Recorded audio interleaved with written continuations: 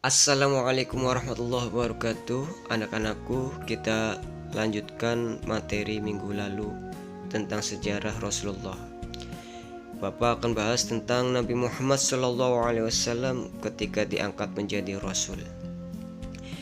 Nabi Muhammad SAW merasakan keresahan atas perilaku yang dilakukan oleh masyarakat Arab yang sudah jauh dari nilai-nilai kebenaran.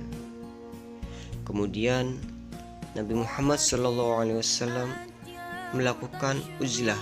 Apa itu uzlah? Yaitu mengasingkan diri di Gua Hiro. Hal ini dilakukan oleh beliau berkali-kali. Dan tepatnya pada tanggal 17 Ramadan tahun ke-40 dari kelahirannya, Nabi Muhammad SAW didatangi malaikat Jibril dan menerima wahyu pertama, yaitu surah Al-Alaq ayat 1-5. Wahyu pertama inilah yang menandakan bahwa Nabi Muhammad SAW dipilih dan diangkat oleh Allah Subhanahu wa Ta'ala untuk menjadi utusannya atau Rasul. Setelah wahyu pertama dari malaikat Jibril yang tidak muncul lagi untuk beberapa lama, sementara Nabi Muhammad SAW terus menantikan wahyu berikutnya dan selalu datang ke Gua Hiro. Dalam keadaan menanti itulah turun wahyu kedua, yaitu surah Al-Mudaththir ayat 1-7.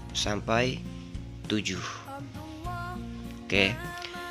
Kemudian kita lanjutkan tentang materi subpokok yang selanjutnya, yaitu tentang dakwah Nabi Muhammad SAW ketika sedang berada di Mekah. Dengan turunnya wahyu yang kedua, yaitu surah Al-Mudaththir ayat 1-7, Rasulullah SAW mulai berdakwah secara sembunyi-sembunyi. Nabi mengajak orang-orang yang terdekat dengannya terlebih dahulu. Nah, tempat yang beliau pilih untuk berdakwah adalah rumah Al-Arqam bin Abi Al-Arqam Al-Ahzumi. Kemudian orang-orang yang pertama kali memeluk Islam atau yang lebih dikenal dengan nama As-Sabiqunal Awwalun pada saat itu adalah Siti Khadijah, Abu Bakar, Ali bin Abi Thalib, dan Zaid bin Harisah. Selain yang tersebut, berkat bantuan Siti Khadijah dan Abu Bakar, dari hari ke hari terus bertambah orang-orang yang beriman, baik laki-laki maupun perempuan. Oke.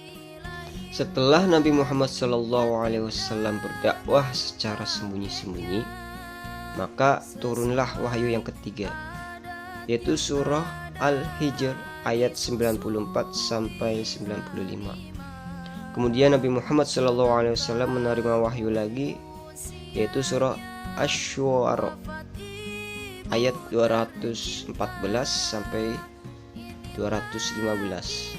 Setelah Rasulullah SAW menerima wahyu tersebut, beliau mulai berdakwah secara terang-terangan. Seperti itu ya. Dalam dakwahnya, Nabi Muhammad SAW mendapatkan banyak hambatan dan tekanan dari orang-orang kafir Quraisy agar Nabi Muhammad SAW menghentikan dakwahnya. Namun apa? Nabi Muhammad SAW tetap berdakwah, dan semua hambatan dan rintangan yang dihadapi dengan penuh kesabaran dan keikhlasan.